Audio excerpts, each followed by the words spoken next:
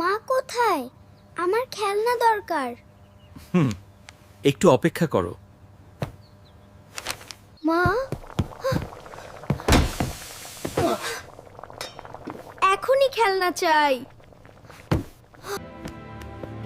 ফারহান, বাবা মায়ের সাথে এমন করে কথা বলা ঠিক না। ফারহান, যারা বাবা মায়ের সাথে ভালো ব্যবহার করে আল্লাহ তাদের ভালোবাসেন। আমি ভুল করেছি আপু।